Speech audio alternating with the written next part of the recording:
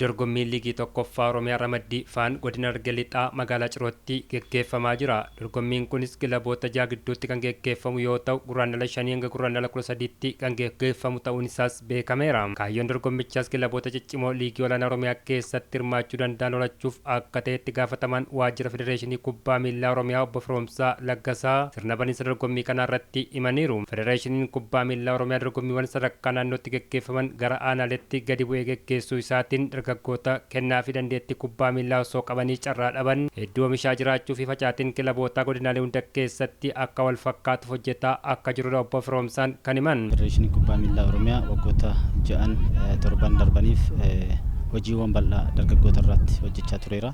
Keessattuu dargaggoota gara aanaalee jiranitti gadi bu'uudhaan dorgommiiwwan gurguddaa sadarkaa naannootti gaggeeffaman aanaa irratti gaggeessuutu argama. Kana keessatti immoo dargaggeessi baay'een carraa dhabee fi dandeettii kubbaa miillaaf kennaa kubbaa miillaa qabu hedduminaan oomishuutti jira jechuudha.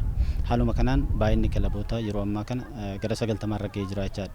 Kunis kan argamuu danda'eef keessattuu facaatiin kilaboota naannoo keenya godinoota tokko tokko irratti tasuma kan hin turree fi magaalota tokko irrattis illee bakka bu'aan akka naannoottis akka biyyaattis kan hin jirre ta'uu isaa agarsiisaa ture jechuudha. Kanuma giddu galeessa godhachuudhaan nutis facaatiin kilaboota kana wal fakkaachuu waan qabuuf keessattuu Harargee lamaan irratti Harargee Bahaa fi Harargee Lixaa irratti kilaboonni akka jiraataniif dambii haaraa baafne jechuudha. Kan dandeettii qabuu fi baajetaan of danda'u kilabootaaf yookiin aanaaleedhaaf carraa laannee kilaboonni hedduun gara kana dhufuu danda'an jechuudha. Dorgommiin liigii tokkoffaa Oromiyaa Ramaddii Faa magaalaa Ciroo irratti gaggeeffamu kun godinaalee Harargee lamaan irraa kilaboota 9 hirmaachisuuf kan karoorfame ta'us kilaboonni 3 osoo hin hirmaatiin hafaniirus jedhan. Liigii tokkoffaan bara 2015 magaalaa Ciroo irratti gaggeeffamu kun kilaboota 9 gidduutti karoorfannee turre jechuudha. Haa ta'u garuu liigiin kun kaayyoon isaa guddaan gara liigii olaanaa Oromiyaatti ce'uudha waan ta'eef kilaboota 9 gidduutti haa karoorfannu iyyuu malee kilaboonni bakka kanatti argaman kilaboota 6 qofaadha jechuudha. Kun immoo kan ta'uu danda'eef keessattuu Harargee Lixaa irratti kilaboota 4 kas keessatti galmaa'anii turanii Harargee Bahaa irrattis kilaboonni 3 galmaa'anii turanii Harargee Bahaa keessaa kilabiin Harommaa hafuu danda'eera.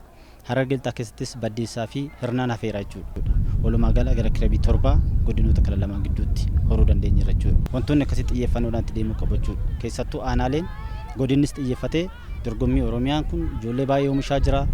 Maqaa aanota sadarkaa biyyaatti beeksisaa jira waan ta'eef kanarratti xiyyeeffannoo kennuudhaan dorgommiiwwan naannoo Oromiyaatti gaggeeffamu keessattuu liigii tokkoffaaf liigii olaanaa Oromiyaatiif xiyyeeffannoo kennuu qabu jechuudha.